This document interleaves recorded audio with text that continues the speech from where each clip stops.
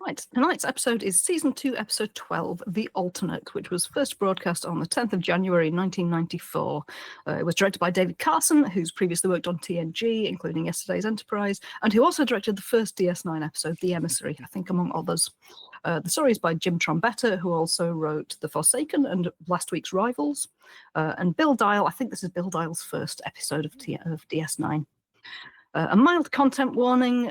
This episode involves a toxic quasi-parental relationship, which does undergo some change before the episode ends, and an instance of light strangulation with a tentacle. Yeah, nothing too violent, but you never know what people might respond to. So that's about it. It's not a very violent episode. The plot summary, as usual. Thank you, Wikipedia, for this. Here we go. Dr. Maura Pol, the Bajoran scientist who studied Odo when he was first discovered, arrives on Deep Space Nine and tells Odo that he has picked up DNA signatures similar to Odo's on a planet in the Gamma Quadrant. Maura, Odo, Dax, and Maura's assistant depart for the planet in a runabout to investigate, and while en route, Maura's fatherly attitude towards Odo, including embarrassing stories from their early time together, irritate Odo. Commander Sisko attempts to relate with and console Odo by telling him about a time when he was helpless to aid his father in need. Upon reaching the planet, the four of them beam to the surface where they discover a tiny life form that may be a distant relative of Odo. Before they can return to the runabout, however, an earthquake releases volcanic gases into the air. The other three pass out, but Odo, unaffected because he does not have a respiratory system, beams them back to the runabout.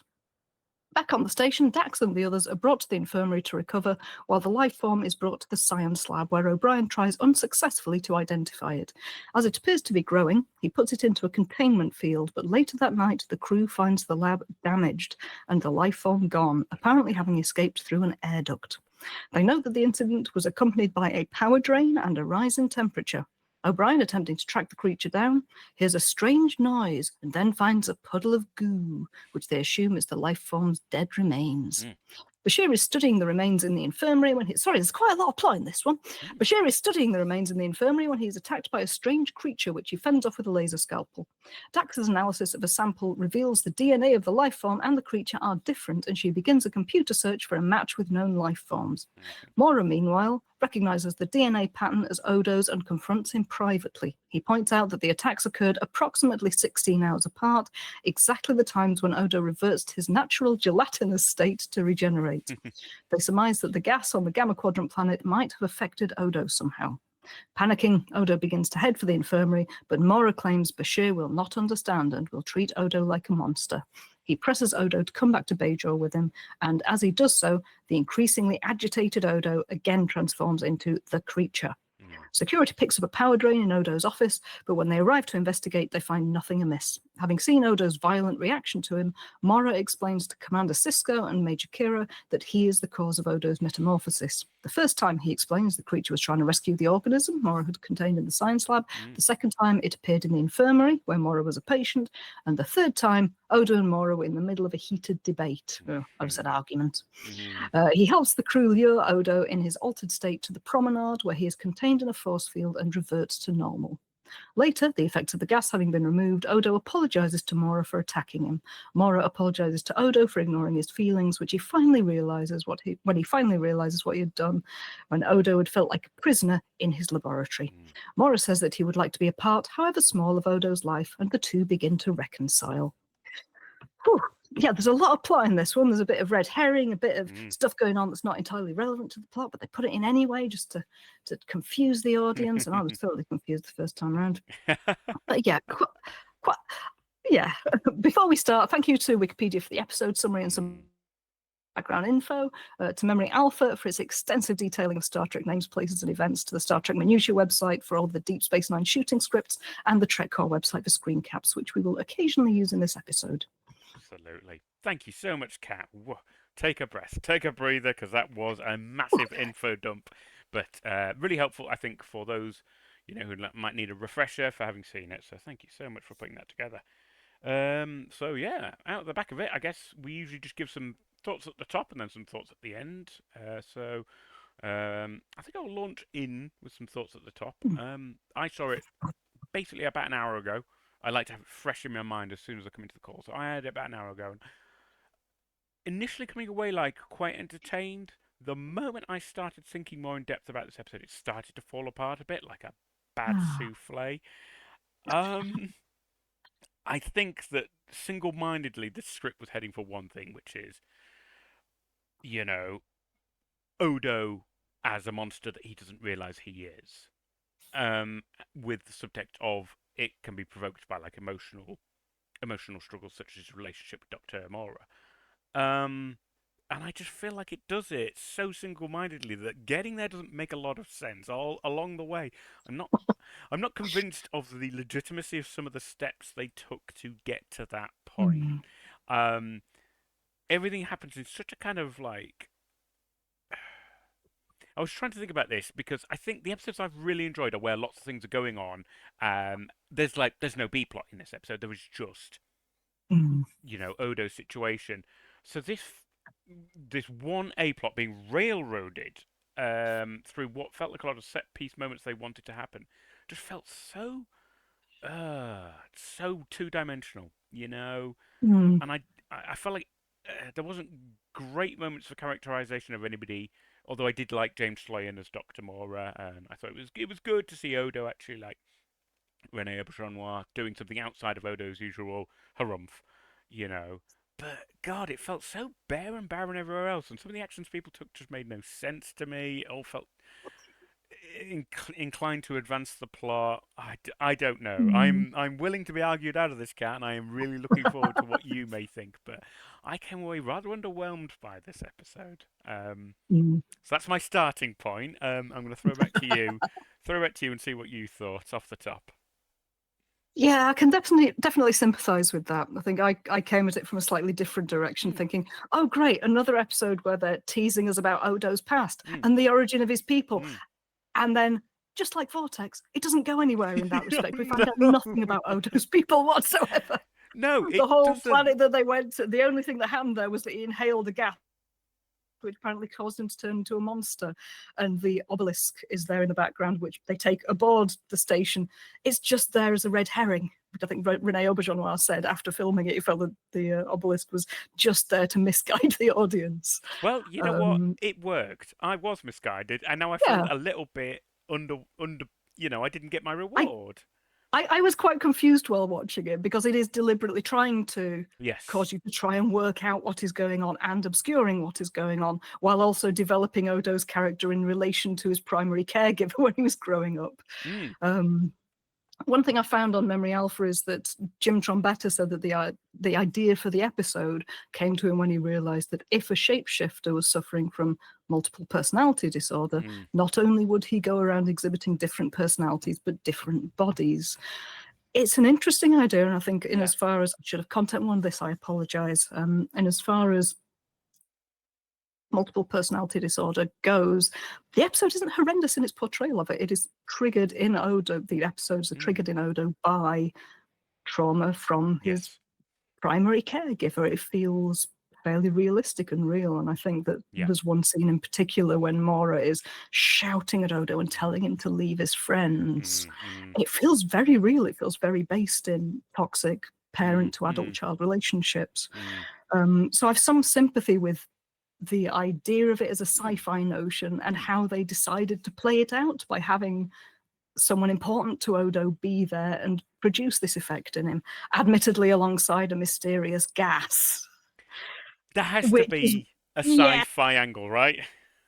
yeah, and the fact that aside from the gas, that's all we get out of the planet really. Yeah, It does feel that's a forced. really good You're right. point. It does really feel as if it's just funneling everything towards this thing that Jim Trombetta thought was a really good idea, which I'm not so convinced by. And I did come away just feeling more. Oh, once again, we thought we were going to learn more about Odo's past. Instead, we did find out more about Odo's experience, which I Yes. enjoyed and I think was worth doing. But I'm Mm. not sure that this episode was the best vehicle for it. I think it's good that Dr. Mora came back and that they had some conversations. I really liked the conversation between them and Quark at the beginning.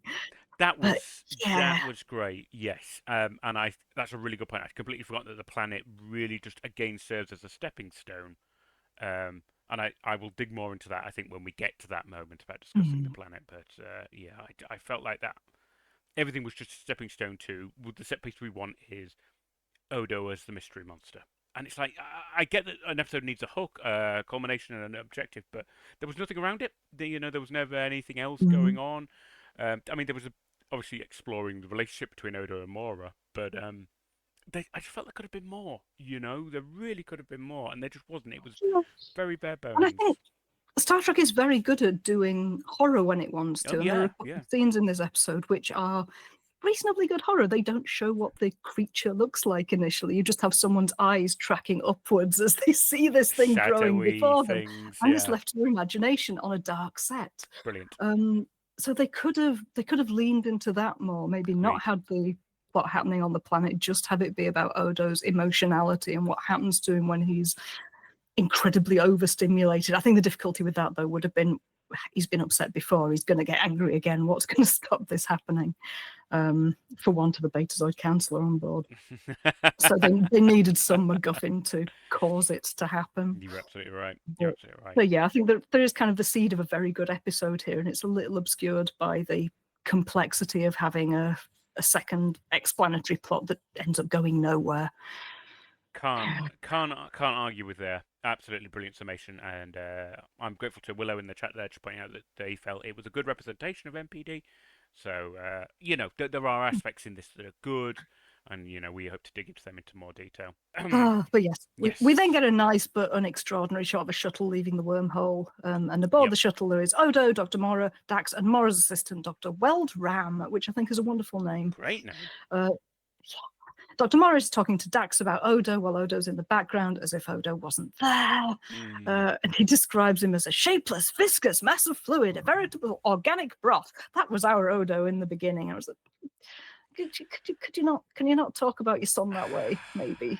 I mean, I must admit, throughout, I'm really torn as to whether it's appropriate to call Odo his son or not, just because he's so unfatherly for some parts of it. Absolutely, I had the exact same debate, and I think the episode wants you to struggle with that definition, because I think it really leans in favor of it. I think it does want to draw that it's a parental relationship, and but I think you're right. The ways that I felt uncomfortable with it are intended rather than an accident of how it was written. Certainly, that's Odo's reaction as well. I think once or twice he specifically says, Dr. Mori is not my father. So I think the conflict of thought is definitely part of it, and I think it does it well, even if that rankles like hell. While you're there. Yeah, I think there's a little bit of tension in that. I think that I get the impression that the implication is that when Odo says, "He's not my dad, that man isn't my father," I think we're meant to see him as being in the wrong there because they later make up. But it's only an impression that I have. I might be wrong. But I feel that that's the direction in which the writers are pushing That's this. interesting. That's a really good read, and I think it would fit with generic 90s drama programming and writing. Would be, maybe. That's not my father, then we reconcile, maybe we are. So I can see it, but yeah, I feel myself completely on Odo's side and going, that's not. But both logically and biologically not, and also emotionally, that person is not acting like a father figure. Yeah, definitely. This isn't a stepchild who has been raised by someone and is now disowning them in a fit of anger. No. This is a person who has been brought into this world and raised by someone who was not well equipped to do it. But we'll get to more of that when we get to it. Dax asks when Mora knew Odo was sentient, and Odo replies, "He didn't. I had to teach him that myself." And I think he smiles a little bit when he says that. There's almost a kind of bantery nature of it. It could have become more good-natured, but Mora then interrupts Odo to correct him and then prompts him to go on. Just the whole flow of the conversation is interrupted because these two people haven't spoken in years and haven't spoken with other people in the room. Again, it's that feeling of your parents are suddenly there when you're there with your friends, and the whole conversation becomes awkward and difficult. It Sorry, is parents. mortifying. Yeah. Odo showed that he was sentient apparently by turning himself into an empty beaker beside the beaker that contained him, just slimed out of it, turned into a second beaker. And I was reminded there of Quark's fear of unexplained additional cups. Were you the vase? Were you the tray? We need more of that. Mora admits to Odo that working with you has been the most rewarding part of my career. But there's still an overtone of his being amused and fascinated by what Odo could do while disregarding what Odo was. At this point, I've put this is definitely much better than what we got in Vortex, where we just had a whole run around plot of being lied to for the entire episode, followed up by nothing except this locket, which has now disappeared into the ether. Whereas at least here we are getting more about Odo and his relationship with his primary caregiver. It's good. The planet where the DNA was found is designated by Dax. She calls it LS6, which greatly amused me because LS6 is the part of Leeds where I used to hang out. Tim used to hang out. A lot of the goths were around the Hyde Park, Woodhouse, Burley, kind of part of Leeds. So it just felt like a weird unintended Easter egg to have Odo's planet, potentially Odo's planet, be called LS6. I enjoyed that. I did. Luckily, it's an M-class planet. Who'd have thought? Wow. Which means that they can walk around without wearing any kind of headgear. Wow. No, what are the chances? Couldn't they just have like little face masks or something for when they're on the planet? That's anyway. Actually, no. In this plot, they do need to breathe in some noxious gases, so I guess that flies. So they actually should have. They should have had the masks then, but they beamed down unwittingly, thinking, "Oh, it's Class M. Nothing bad could ever happen there." Bloody point! They mentioned that the seismic activity. They know that there might. They could have gotten you ultramicroscopic silica volcano coniosis from the dust, but no, it's fine. Yeah. Fools. Anyway, the set for this planet is actually rather beautiful. We've got a couple of pictures of it. One of some ruins, which I designated Burley, because the houses in Burley are not always in a great state of repair. Lots of student houses in Burley. But it's a very beautiful set. And then on the other side, we've got a view of the valley, which the ruins overlook, which I called Meanwood, because Meanwood has some beautiful woodland in it. Yeah. It is. Oh, it is. Nostalgia. It's a great set, and it's a beautiful matte painting there behind it. Everything really does look good. I was really taken with it, which is why I was so infuriated that it played no further part in this episode at all. You know, it's a great set. Why? But why? Why go? It's a great set for them to be there for 2 minutes, pick up some iron filings, and leave again. And actually, as well, commit a bit of archaeological desecration because they steal the obelisk. Yeah. You're right, they do a British museum. That's exactly what we said when we were watching. We were like, they can't know if anyone's visiting it. They don't know what it means to. Just got here. Apparently they think it's an unpopulated planet, but they've admitted that there's got DNA on it. They can't necessarily scan for what the life forms are. They might be silicate-based and therefore invisible to the scanners. Sure. How are you stealing the architecture from? You're right. That's horrendous. In fact, God damn it, Starfleet. Would it not have made more sense to have turned up here, find these ruins, and start investigating and staying on the planet where Odo might have transformed, but you don't know if it's another life form on the planet? You could set the whole episode on the planet, and it would be even more intriguing. And it would be off the station, so a bit different. But unfortunately, we get a plot necessary earthquake, seismic activity. Someone starts throwing stones at them from above. Yeah. They put a lot of effort into it. They've got dust flying up when the stones land, so they've clearly spread a thin layer of sand over the ground so that stuff will fly up when stuff lands. They've got plastic rocks falling on them. They've got steam coming up from fissures in the earth. They've got the camera wibbling all around. Classic. It's really good. Classic stuff's happening, guys. Wobble around a bit. Oh, yeah. Yeah. It just felt so by the numbers. It really did. And then we were off. It's such a beautiful set, and then they're just like, oh no, a disaster has occurred. And then, sorry, go on. Oh no, I was just going to describe what happens next. I think the only thing I would complain about is that the whole thing was set up then to introduce the MacGuffin, which is the gas that leads to Odo's transformation. And it was the obelisk. Oh, and the obelisk. Which Two MacGuffins for the price of one. Exactly, a red herring MacGuffin. And again, it's my point. We're just getting railroaded through this. We've only gone to this planet to get these two MacGuffins, to leave again and never mention it again. Why? Why are we here? Why is this happening? Oh no, they abandoned LS6 just as we did. Well, we didn't leave because of an earthquake. To different cities, but we didn't steal any of the local architecture. We did not, because it was useless. No, because we are respecters of local heritage, and we know it is better to leave something in situ and enjoy it locally. If that's, like some graffitied red brick wall is your idea of local colour. Sorry, it's getting a little Anyway, bit local ranty now. but before the seismic activity, they've got a Yes. picture of the life form that Dr. Welt Yes. finds, Here we are. which is basically they put some iron filings in a petri dish and then moved a magnet around over it to make them move. They're sitting there with the tricorder going, "Ooh, look at it!" Look, it's following it. It's so cheeky. Guys, I come kind on. of love it because it's not in Deep Space Nine. It's not usually kind of that obvious and basic. They put a lot of thought into their special effects. So for it just to be little magnetized filing moving around was kind of cute.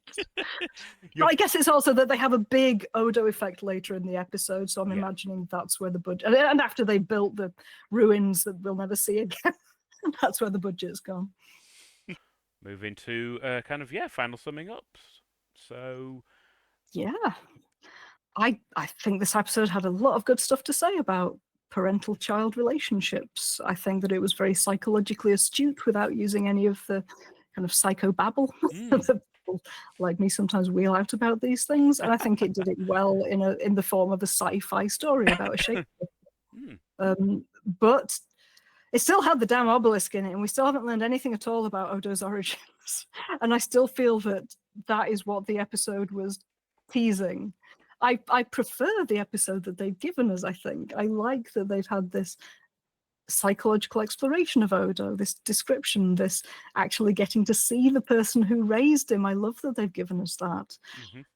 But yeah, I just wish they didn't have the obelisk or LS6 in it. I do wish that it would just Mora arrives on the station. Maybe there's a mysterious package arrives and people assume that's what's causing it.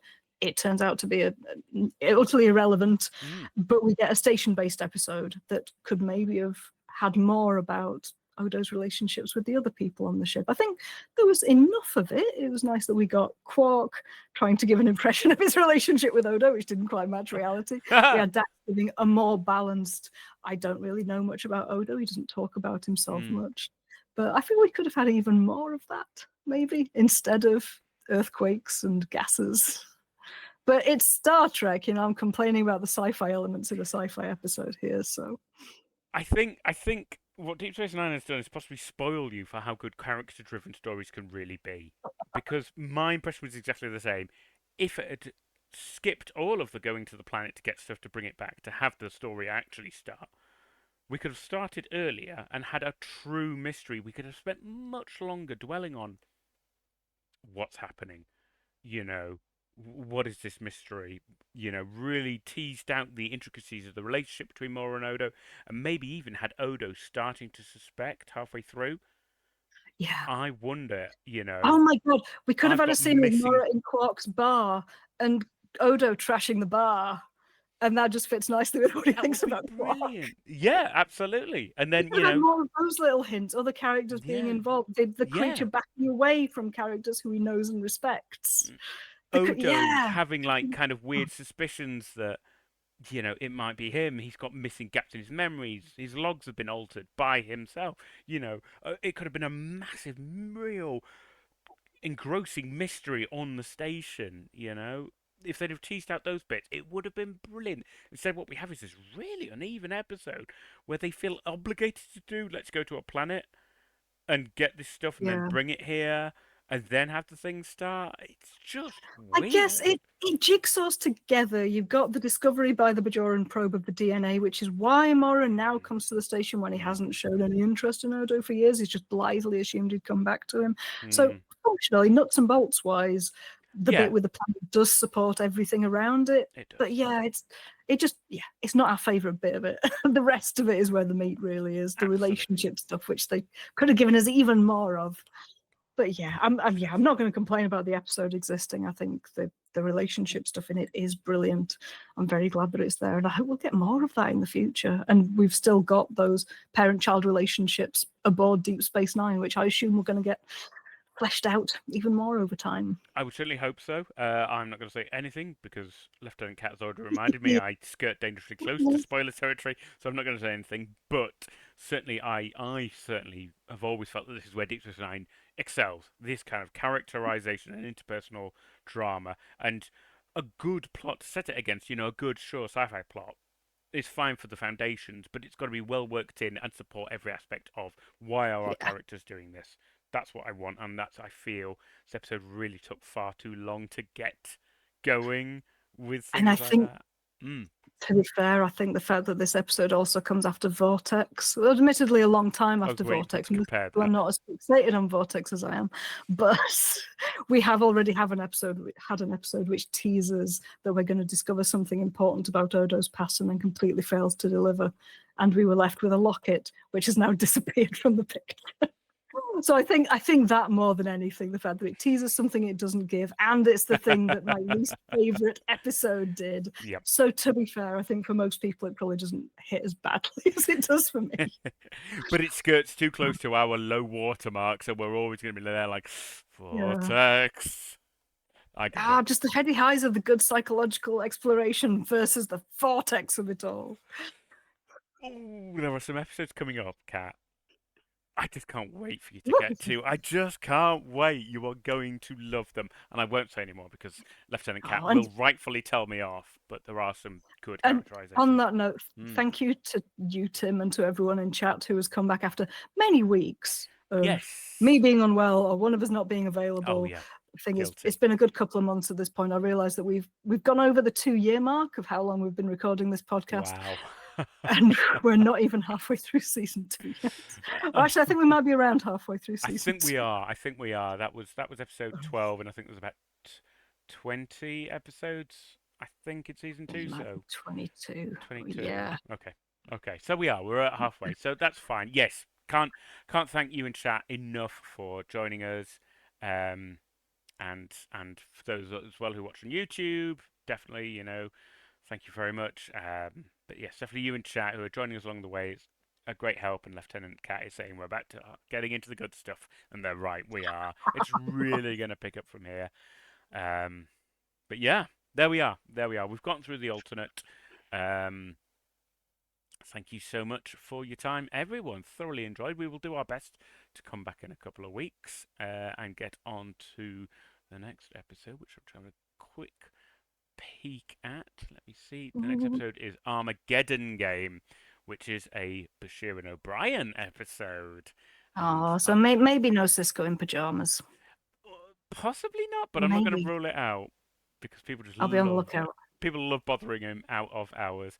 And yes, Lieutenant Cat, I'm running away before I'd say anything more spoilery than that.